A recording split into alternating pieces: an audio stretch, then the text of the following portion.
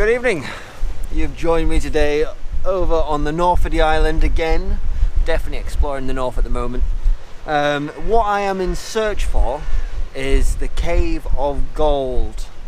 The tide is very high though, so there's a chance that I'm never even going to get down to it. But conditions, other than a bit windy, that's why you're sheltered in this little bit here, are beautiful. Absolutely beautiful. So fingers crossed, some beautiful photography. You never know.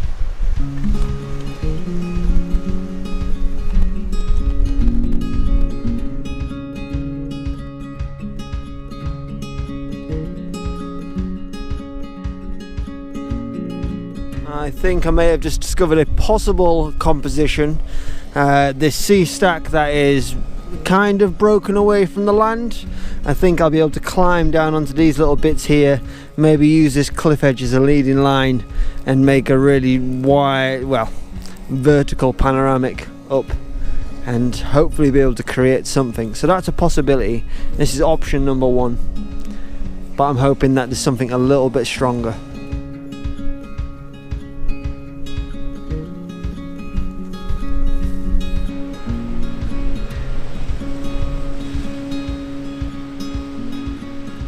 I think this location might be possibility number two. I'm really liking these black rocks with the white swell washing down between them. I'm really liking that. And these probably what were huge stacks, maybe even sea arches at some point throughout history. They are looking really cool with the backdrop of Harris and Lewis out to sea. But I don't know how much higher this tide is going to come, and I'm not too sure about the climb down. So let's keep going.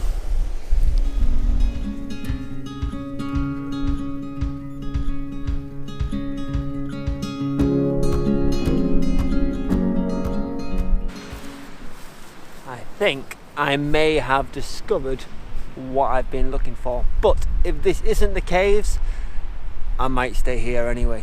Wait until you see this. So what I have found is these rocky outcrops, but they're not just any kind of rocky outcrops. These rocky outcrops are created by lava that has been very slowly cooled by the seawater, and then it's created these hexagons, these amazing shapes anyway, that just stand so true in the water and look great against big swell hitting them. Now the challenge is going to be getting down there, but I've got so many ideas for compositions already and I'm not even there, so here goes.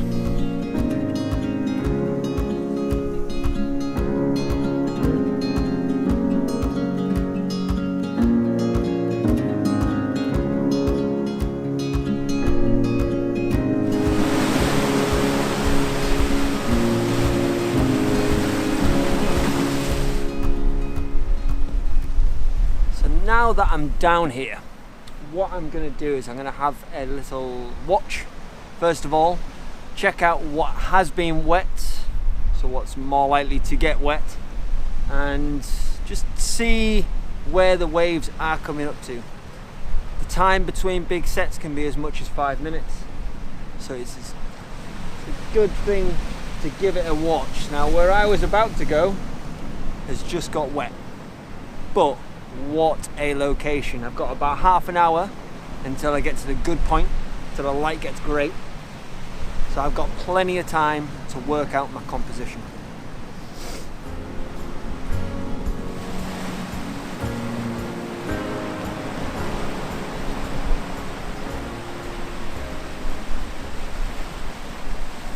So I think I found my first composition, and there's a massive boat in the way, so I might make this my second composition, but I'll show you what I'm thinking. So what I've got in front of me here is I've got a wall of rocks, and every so often a big bit of swell comes across it, and what that's creating, it's almost creating like a waterfall effect on this side, and then I've got this nice tranquil pool that I reckon I'll get some reflections in. And then just the Outer Hebrides out here, and I've almost got a leading line between this rock right here, the rock further out, and then the Outer Hebrides. But you can see that huge big boat going past right now, and look at the size of the swell down here. If I get it wrong, and this is the tide on its way into its fullest, I may get a little bit wet. But I've decided not to get super close because I don't want to end up getting in trouble. So I've found myself a nice little ledge, but look at that, the way it comes over them rocks. Isn't that beautiful? But I've found myself a nice little ledge that hopefully will keep me nice and safe. But what I am going to do is I'm going to move back over to composition number 1, because I think it's going to get some interesting skies. So this is going to be composition number 1. Oh, a little bit damp, maybe not too close next time. But look at the way the water is washing across them rocks. Isn't it beautiful? Right, I'm going to move back. But isn't that absolutely beautiful? And then the way the light is cast off them rocks, it turns the black into gold. It is just so beautiful. And I've got a huge band of cloud that the sun is just about to go past. So what I'm thinking is about to happen is I'm about to get some God rays as my focal point. Fingers crossed. But the water has got so much power, and wow, this is going to be a beautiful composition. Here comes the big one. Look at the size of it. Wow, the power of nature. Absolutely incredible. Now to find somewhere where I can get the shot and not get too wet.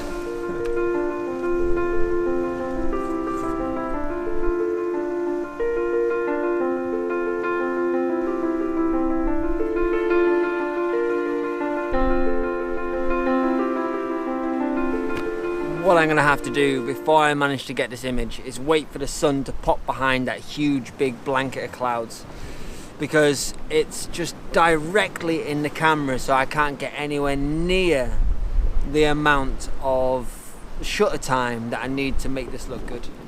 I don't want to put my 10 stop on because I don't want to take all of that out, all of the drama, and I don't have any 5 stops or anything like that. I've got a 10 stop and a medium grad.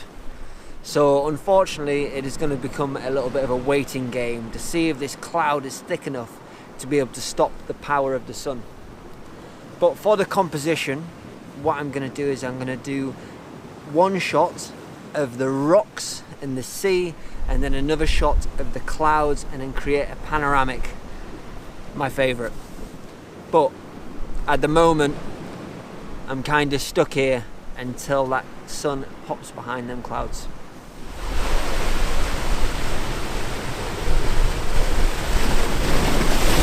The sun is finally starting to drop behind them clouds, and the waves are looking absolutely perfect. There's one downside to this, is that I'm going to lose that golden light off the rocks, which is a massive shame because it just made them look epic. But the white water crashing against black rocks still looks pretty epic to me. And now, because it is dropping behind there, I'm starting to get the most illuminated, beautiful clouds, and this is only going to help the image really stand out. So now that it's dropped behind, I'll talk you through what I'm doing. So starting at the front of my camera, I've got my polarizer on, cutting the sheen off the rocks. I've got my medium graduated filter to the side. The reason why I've got it to the side is because this section of water over here is still coming out really super bright, and I don't want that to be super bright. I want to have a nice even exposure across, so when I pan up and get the sky and the clouds, it doesn't look too weird. So I've moved this across to one side to keep it nice and even. I've put my shutter release on, and on f16 L10 this is giving me a 2.5 second exposure, which is pretty perfect. So now all I need to do is to wait for that big wave to come, and this is going to be something pretty epic, I hope. So here we go, we've got a nice big wave coming.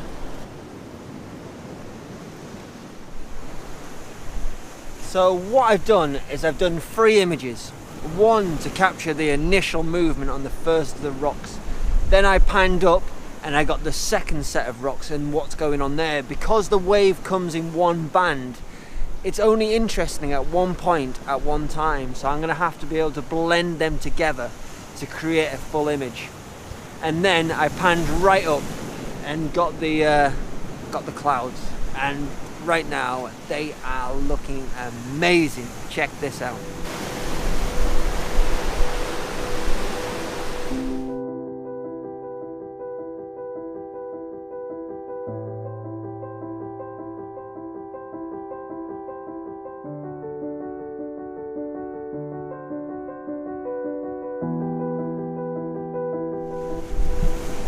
So I'm pretty happy with my first image. Now it's time to go and get my second. Fingers crossed this one looks just as good, if not better.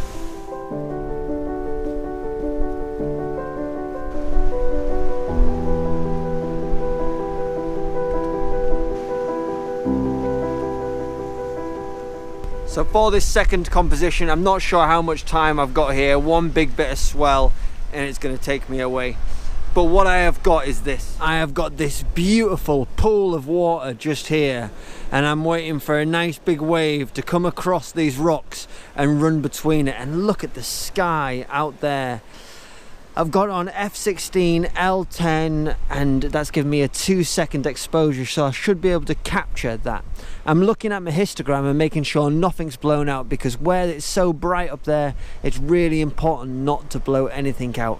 And all I need now is that right wave. If I get that right wave, this is going to be some hell of a shot. It's going to be probably one of my favorite I've taken so far. But look at that little pool there. That is so perfect. Right, I'm in. I might be running at some point, but I think this is the one. No, this next one. Look at the size of it rolling in. Fire it off. Oh, so pretty. And it's a little peak of sun poking through, but still nothing is blown out. Oh, check out the back of this camera. Unedited magic. What I might do is chop off this first bit here and just have this right there. Oh, beautiful. Let's see how sharp it's looking. Looking absolutely perfect. I think I'm going to wait for one more big wave here and then move on to composition number 3.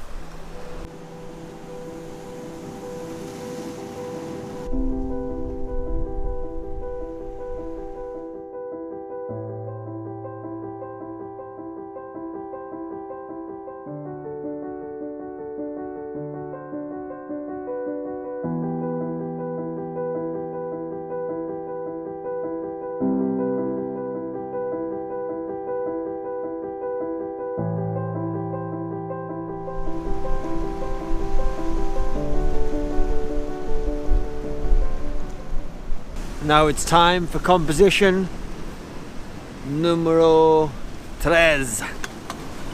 Fingers crossed, it's still looking good.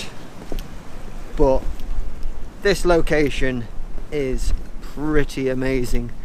Just next time I come, I think I'll bring some gloves because my hands are cold. They're so very cold.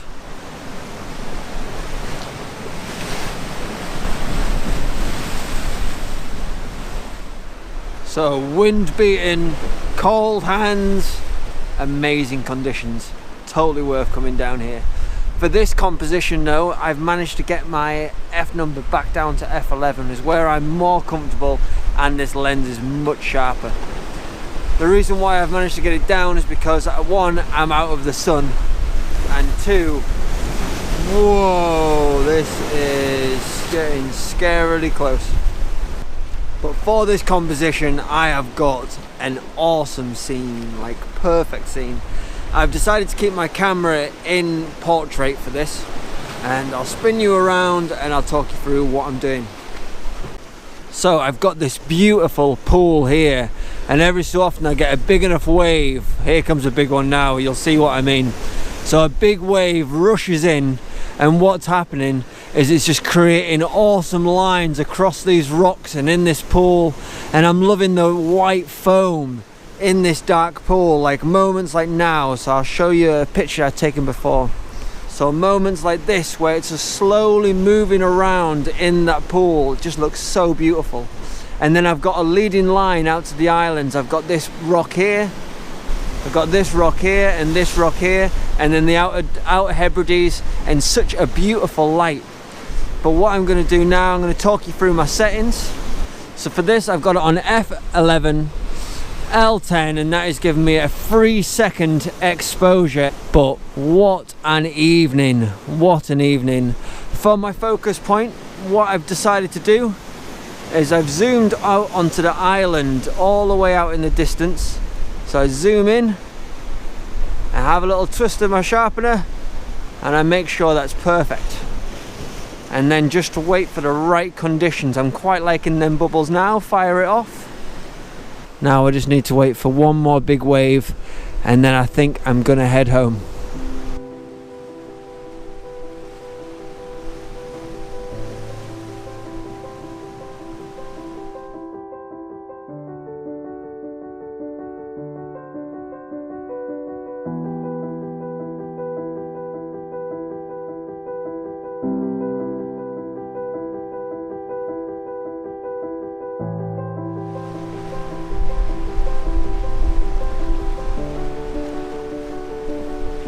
But I think that is me. I'm gonna move up to a higher ground and I'll do my little outro then.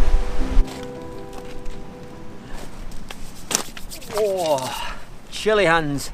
But that is an awesome location. One I will definitely come back to. I feel like there is more images to be taken here, especially in different tidal conditions. But tonight has been awesome. I have got 3 images I like, I hope. I hope you've enjoyed the journey.